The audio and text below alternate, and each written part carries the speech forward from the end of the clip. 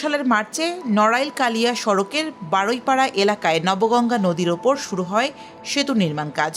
651.83 metre দৈর্ঘ্য ও 10.25 metre প্রস্থের এই সেতু নির্মাণে ব্যয় ধরা হয় 65 কোটি টাকা।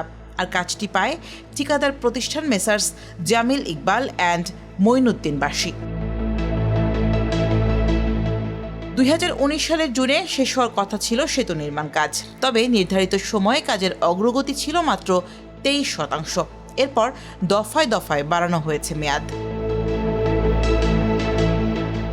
নির্মাণ কাজ শুরুর কিছুদিন পরই বাল্কহেডের ধাক্কায় সেতুর একটি পিলার ক্ষতিগ্রস্ত হয়। পরে বিআইডব্লিউটিএ নবগঙ্গা নদীকে সি গ্রেড থেকে বি গ্রেডে উন্নীত করে প্রতিবেদন দেয়। ফলে সেতুর নকশা পরিবর্তনের প্রয়োজন পড়ে। এতে প্রকল্প ব্যয় বেড়ে দাঁড়ায় 135,92,35,000 টাকায়। নকশা পরিবর্তনের পর অবশিষ্ট কাজ দেওয়া হয় আরেক ঠিকাদার প্রতিষ্ঠান কংক্রিট অ্যান্ড স্টিল টেকনোলজিস্ট লিমিটেডকে। বর্তমানে সেতুর দুই পাশের সংযোগ সড়কের সঙ্গে 15টি পিলার ও 11টি স্প্যান বসানোর কাজ শেষ হয়েছে। নতুন নকশা অনুযায়ী 3টি লোহার স্প্যান বসানোর কথা থাকলেও বসানো হয়েছে 2টি। যদিও ইতোমধ্যে সেতুর 80% কাজ শেষ হয়েছে বলে দাবি সড়ক ও জনপথ অধিদপ্তরের নির্বাহী প্রকৌশলীর। এটা মূলত 2টি প্যাকেজে বিভক্ত ছিল।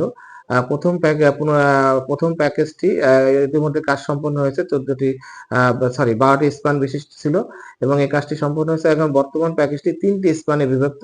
এটার মূলত আর্থিক এবং বাস্তব অগ্রগতি 60%।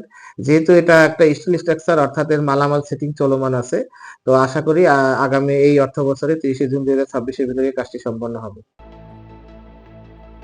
স্থানীয়রা বলছেন, নড়াইল জেলা শহর থেকে কালিয়া উপজেলা শহর এবং 8টি ইউনিয়নকে বিভক্ত করেছে নবগঙ্গা নদী।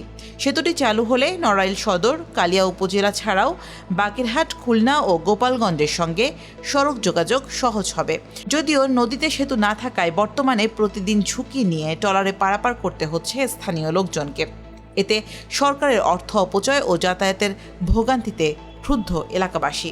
আমাদের এই ঘাট দিয়ে খুলনা, যশোর, নড়াইল, মাগুরা, গোপালগঞ্জ অনেক বিভিন্ন জেলায় মানুষ যাওয়া আসা করে।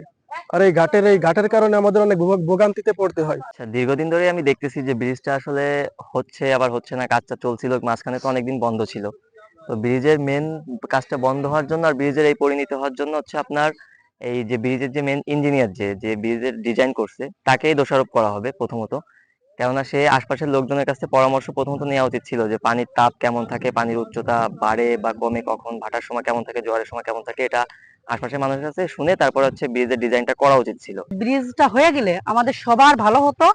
আমরা এখানে যাতায়াত করতে আমাদের খুবই সুবিধা হতো। আমাদের ছেলে মেয়ে নিয়ে আমরা সুন্দরভাবে যেতে পারতাম ব্রিজটা হলে। কিন্তু আমাদের এই খেয়াঘাটে অনেকটা ঝুঁকির সঙ্গে আমাদের যাওয়া লাগে। যদি রুগী নিয়ে আসি তা এখানে খেয়া পারাপার হয়, তা খেয়া যদি এপার থেকে উপারে প্রায় যাইতে 40 থেকে 50 মিনিট সময় লাগে। তাতে যদি একটু কঠিন রুগী হয়, সেই রুগী খুবই ওইখান থেকেই মারা যাওয়ার সম্ভাবনা বেশি থাকে। ব্রিজটা না হওয়ার কারণে আমরা ব্যবসায়ীরা অনেক ক্ষতিগ্রস্ত হচ্ছি। আমাদের পণ্য আনা নেওয়ায় অনেক ক্যারিং কস্টটা বেড়ে যাচ্ছে এবং আমাদের বাধ্য হয়ে পণ্যের মূল্য আমাদের বৃদ্ধি করে বিক্রি করতে হচ্ছে। আমরা যারা এই গাড়ি নিয়ে আসা যাওয়া করি, এই নৌকা পারাপার করতে অনেক সমস্যা হচ্ছে। অনেকে নৌকায় পার হতে যে গাড়ি উঠাইতে যেয়ে পড়ে যায়। সবশেষ 2025 সালের সেতু নির্মাণের মেয়াদ বাড়িয়ে চলতি বছরের 30 জুন নির্ধারণ করা হয়েছে। এখন দেখার বিষয় নির্ধারিত সময়ে কাজ শেষ করতে পারে কিনা ঠিকাদার প্রতিষ্ঠান।